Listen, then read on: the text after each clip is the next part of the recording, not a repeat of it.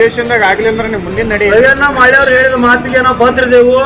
ಈ ಅಧಿವೇಶನ ಏನಾರ ಸರ್ಕಾರ ನಮ್ಮ ಚಿಕ್ಕೋಡಿ ಜಿಲ್ಲೆ ಘೋಷಣೆ ಮಾಡದೆ ಹೋದಲ್ಲಿ ಶಾಸಕರ ಕಾರ್ಗಳನ್ನ ಮುತ್ತಿ ಹಾಕ್ತಿವಿ, ಸಂಸದರ ಕಾರ್ಗಳನ್ನ ಮುತ್ತಿ ಹಾಕ್ತಿವಿ, ಜಿಲ್ಲಾ ಉಸ್ತುವಾರಿ ಕಾರ್ಗಳನ್ನ ಮುತ್ತಿ ಹಾಕ್ತಿವಿ, ಮನೆಗಳನ್ನ ಮುತ್ತಿ ಹಾಕ್ತಿವಿ.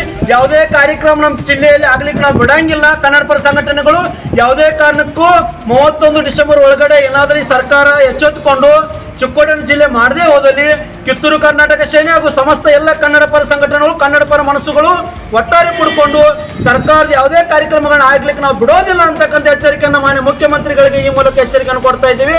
ಯಾವುದೇ ಕಾರಣಕ್ಕೂ ಚಿಕ್ಕೋಡಿ ಜಿಲ್ಲೆ ಆಗ್ಲೇಬೇಕು. ಒಬ್ಬ ನಾಯಕರು ಟಾರ್ಗೆಟ್ ಮಾಡೋದು ಬೇಡ್ರಿ. ಜಿಲ್ಲೆ ಮಂದಿ ಶಾಸಕರದಾರ ಇಲ್ಲಿ ಎಲ್ಲ ಏನವ್ರು ನಿದ್ದೆ ಮಾಡ್ತಾ ಇದಾರೇನ್ರಿ ಶಾಸಕರು? ನಮ್ಮ ಜಿಲ್ಲೆಯಲ್ಲಿ ಬರ್ತಕ್ಕಂಥ 8 ಜನ ಶಾಸಕರು ನಿದ್ದೆ ಮಾಡ್ತಾ ಇದ್ದಾರೇನ್ರಿ? 2 ಲಕ್ಷ ವೋಟ್ರವರಿಗೆ ವೋಟ್ ಹಾಕಿ ಅವ್ರನ್ನ ವಿಧಾನಸಭೆಗೆ ಆಯ್ಕೆ ಮಾಡಿ ಕೊಟ್ಟಿದ್ದಾರೆ. ಬಲಾಟೆ ಆಗಿರ್ತಂತ ಸರ್ಕಾರ ಐತಿ. ಕೃಷ್ಣಾ ನದಿಗೆ ಊರು ಬಂದಾಗ ಏನೇನು ಅನಾಹುತಗಳಾಗ್ತದೋ ನೋಡ್ತಾ ಇದ್ದೇವೆ. ಜಿಲ್ಲೆಗೆ ಬೇಕಂದ್ರೆ ಈಗ ನಮ್ಮ ಅತ್ನಿ ಕೊಕ್ಕಟ್ನೂರು ಕೆಲಸಂಗ ಮಂದಿ ಹೋಗ್ಬೇಕಾರೆ 150-120 ಕಿಲೋಮೀಟರ್ ಹೋಗಿ ಬರ್ಬೇಕಾರೆ ದಿನ ಮುರಿಕಿದ್ರು. ಸರ್ಕಾರ ನಿದ್ದೆ ಮಾಡ್ತಾ ಇದೇನ್ರಿ? 30-40 ವರ್ಷದಿಂದ ಹೋರಾಟ ಮಾಡ್ರು, ಯಾರಿಗೂ ಗೊತ್ತಾಗ್ತಾ ಇಲ್ಲ. ನಾವು ಯಾರು ಒಬ್ರು ಶಾಸಕರಿಗೆ, ಒಬ್ಬ ಸಂಸದರಿಗೆ, ಒಬ್ಬ MLC ಅವರಿಗೆ ನಾವು ಮಾತಾಡ್ತಾ ಇಲ್ಲ.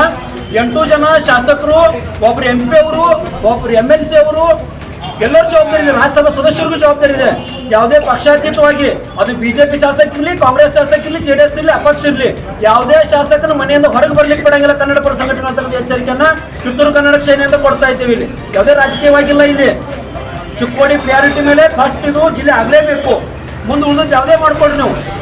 ಈ ಅಧಿವೇಶನ ಒಳಗಡೆ ನೀವು ಏನಾರ ಜಿಲ್ಲೆಯನ್ನು ಘೋಷಣೆ ಮಾಡಿಲ್ಲ ಅಂತ ಹೇಳಿದ್ರೆ ಯಾವುದೇ ಸರ್ಕಾರಿ ಕಾರ್ಯಕ್ರಮಗಳಿಗೆ ಯಾವುದೇ ಒಬ್ಬ ಶಾಸಕ, ಸಂಸದ ಎಲ್ಲೂ ಕೂಡ ನಾವು ಆ ಕಾರ್ಯಕ್ರಮ ಮಾಡ್ಲಿಕ್ಕೆ ಬಿಡಂಗಿಲ್ಲ. ಅವರಿಗೆ ಕಪ್ಪು ಬಾವುಟವನ್ನು ಪ್ರದರ್ಶನ ಮಾಡಿ ಅವರಿಗೆ ಧಿಕ್ಕಾರವನ್ನು ಕೂಗ್ತಕ್ಕಂಥದ್ದು ಕಿತ್ತೂರು ಕರ್ನಾಟಕ ಸೇನೆಯಿಂದ ಒಂದು ಉಗ್ರವಾಗಿರ್ತಕ್ಕಂಥ ಹೋರಾಟವನ್ನು ನಾವು ಕೈಗೆತ್ತಿಕೊಳ್ಬೇಕಾಗ್ತದೆ.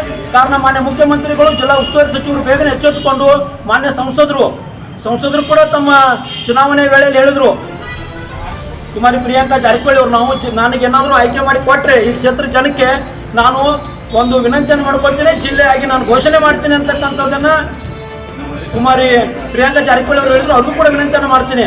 ಅಕ್ಕ ನೀವು ಕೂಡ ಮುಂದೆ ಬರಬೇಕು, ನಮ್ಮ ಹೋರಾಟಕ್ಕೆ ನೀವು ಕೈ ಜೋಡಿಸಬೇಕು, ಪಕ್ಷಾತೀತವಾಗಿ ಎಲ್ಲರೂ ಬಂದು ಈ ಜಿಲ್ಲೆಯನ್ನು ಮಾಡಬೇಕು ಅಂತಕ್ಕಂಥ ವಿನಂತಿಯನ್ನು ಮಾಡ್ತೀವಿ.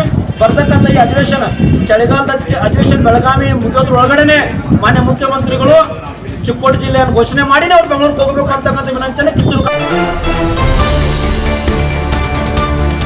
ವೀಕ್ಷಕರೇ, ನೀವು ಇನ್ನು ನಮ್ಮ ಜೀ ಕನ್ನಡ ಮೀಡಿಯಾ ಚಾನೆಲ್ಗೆ ಸಬ್ಸ್ಕ್ರೈಬ್ ಆಗಿಲ್ಲ ಅಂದ್ರೆ ಕೂಡಲೇ ಸಬ್ಸ್ಕ್ರೈಬ್ ಮಾಡಿ.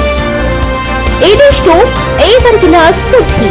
ನಿರಂತರ ಸುದ್ದಿಗಳಿಗಾಗಿ ನೋಡ್ತಾ ಇರಿ ಜೀ ಕನ್ನಡ ಮೀಡಿಯಾ.